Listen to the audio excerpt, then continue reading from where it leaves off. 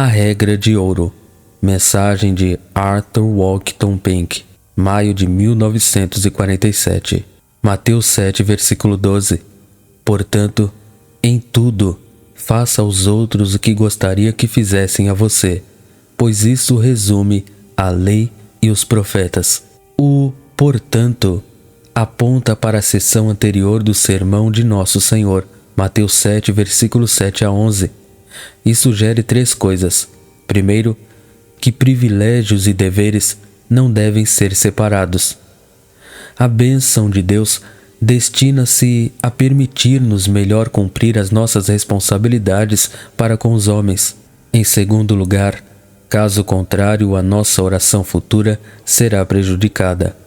Não podemos esperar receber coisas boas de Deus se não fizermos coisas justas e aquilo que é amável e de boa fama entre os homens. Não devemos apenas ser devotos, mas honestos. Caso contrário, nossa devoção é apenas hipocrisia. Palavras de Matthew Henry.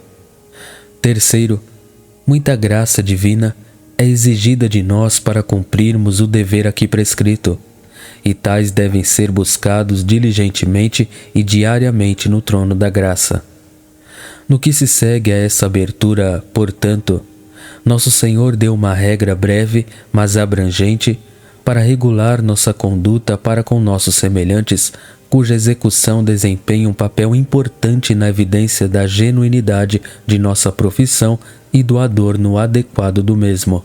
Essa regra de ouro incorpora, de forma resumida, o ensino da lei e dos profetas sobre este assunto e prova que o cristianismo impõe os seus requisitos. Portanto, em tudo, faça aos outros o que gostaria que fizessem a você. Mateus 7,12. Há uma necessidade especial de impor esta ordem ao povo de Deus hoje. Esta é uma geração que se caracteriza pelo egoísmo grosseiro. Quando a lei da decência foi substituída pela ilegalidade do selvagem, quando as boas maneiras são uma coisa do passado, quando os seres humanos se comportam mais como porcos no coxo, ou como porcos famintos ou cães lutando por um osso. Não há consideração pelos direitos dos outros e, portanto, nenhuma preocupação pelo conforto dos outros. É cada um por si, seja entrando num trem ou ônibus, ou ligando o rádio no volume máximo, sem qualquer consideração pelos vizinhos. No passado, era costume que aqueles que pregavam ou escreviam sobre esse texto dissessem: a regra pela qual muitos agem é: faça aos outros o que eles fazem a você. Mas esta geração desceu ainda mais. Não importa a consideração que lhes seja demonstrada, eles não exercem nenhuma consideração pelos seus semelhantes. A cortesia é respondida com grosseria, bondade por baixeza. Se você tratar as pessoas com decência e generosidade, elas tirarão uma vantagem desprezível daquilo que consideram fraqueza. Agora, o povo de Deus corre perigo real de ser corrompido pelos males aos quais acabamos de aludir. A menos que estejam muito vigilantes, rapidamente serão infectados pelo mesmo espírito, tanto mais que a multidão de professantes vazios ao seu redor está se tornando cada vez mais conformada com o mundo perverso. Quando os membros da igreja são tão grosseiros e autoritários, desprezando os outros, indiferentes ao aborrecimento e desconforto que causam aos seus vizinhos, o jovem cristão tende a pensar: qual é a utilidade de eu defender o que é certo e apropriado? Mas esta é uma tentação do diabo à qual devemos resistir firmemente. Não seguirás a multidão para fazeres mal. Êxodo 23, verso 2. Seu descuido e insensibilidade não é motivo para você não se preocupar com a inconveniência e angústia que sua conduta egoísta pode infligir aos outros. Cada um de nós dará conta de si mesmo a Deus. Romanos 14, 12. Enquanto isso, Cristo exige que seus discípulos se conformem ao padrão que Ele lhes deu, regulem suas vidas por esse preceito de ouro e sejam identificáveis por sua mansidão, modéstia, gentileza e retidão. Esta é uma regra que é testemunhada no coração de cada homem. Cada pessoa normal tem consideração suficiente por si mesma, para rapidamente sentir uma ofensa e censurar aquele que a ofendeu. Ele tem, portanto, apenas que aplicar este princípio às suas próprias ações e a justiça disso aparece imediatamente. Assim, ninguém pode alegar ignorância, nem a falta de consideração é uma desculpa válida. Você fica satisfeito quando ouve velhos amigos? Então deixe de escrever para eles. Você fica incomodado quando alguém não devolve um artigo que você emprestou? Então tome consciência de devolver prontamente qualquer coisa, mesmo que seja um livro que você tenha emprestado. Você fica descontente quando outros demoram a pagar o que lhe devem? Então, certifique-se de pagar todas as suas contas imediatamente.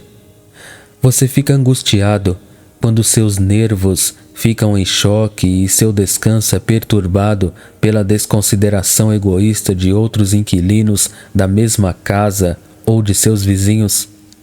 Então pare de bater nas portas, e se você tem filhos ou um cachorro, não permita que eles incomodem outras pessoas. Se alguém estiver doente na casa ao lado, ou tiver que dormir durante o dia, não o perturbe. Se a espiritualidade não for prática, não vale nada. Onde quer que a piedade vital esteja em estado saudável, seu possuidor será devidamente influenciado em todas as suas relações e procurará cumprir fielmente todos os deveres que deve não apenas a Deus, mas também a seus semelhantes. A graça ensina seus súditos a viver sobriamente para si mesmo, com justiça para os homens e piedosamente para Cristo neste mundo presente. Tito 2:12. O cristão deve estar tão pronto para fazer o bem quanto para receber o bem. Portanto, em tudo, façam aos outros o que gostariam que fizessem a vocês. Mateus 7:12. Aqui está um preceito abrangente que cobre todas as nossas obrigações para com nossos semelhantes. Negativamente, evite ferir alguém. Positivamente, procure fazer o bem a todos. Seja justo, honrado e honesto em todas as suas negociações. Embora outros não o sejam, cumpra seu dever. Não devemos ser avançados na defesa dos nossos próprios direitos e atrasados na consideração dos direitos dos outros. Se você fica magoado quando outros o desprezam, falam mal ou oprimem, certifique-se de que você é inocente de tais pecados. Trate os outros com a mesma consideração, cortesia e gentileza que você deseja receber deles. Tal comportamento deve ser apresentado não apenas como uma marca de boa educação, mas como um ato de obediência a Deus. Sujeitando-vos uns aos outros no temor de Deus, Efésios 5:21, é o grande princípio que sempre deve nos mover. Além disso, deve-se ter sempre em mente que esta regra deve regular o homem interior bem como exterior. Toda a lei de Deus é espiritual, Romanos 7:14, e exige conformidade de coração com seus estatutos. Esta regra de ouro não foge à regra, é regular os nossos afetos bem como as nossas ações. Proíbe ressentimentos secretos e inimizades contra nossos semelhantes e ordena boa vontade e benevolência. Vã é a nossa profissão de que amamos a Deus se nossas ações evidenciam que odiamos nossos semelhantes. Deve-se também salientar que esta regra inclui o direito de julgamento privado.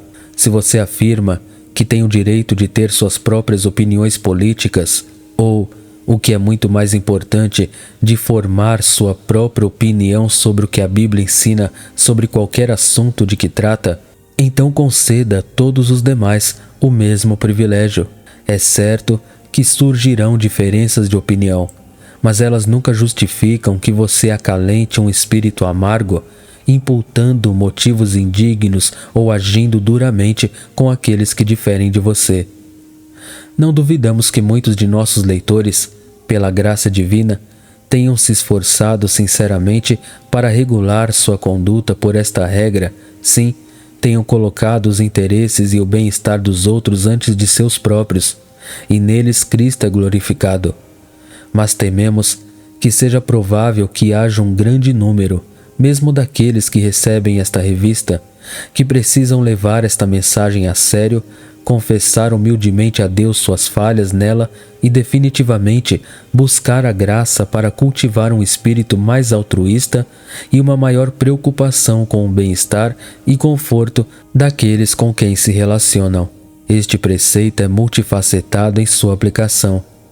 Se você deseja que os outros simpatizem com você enquanto estiverem em apuros, então faça com que você chore com os que choram. Romanos 12:15. Se você deseja as orações de seus irmãos, seja diligente em interceder por eles. Amém. Deus em Cristo abençoe a todos.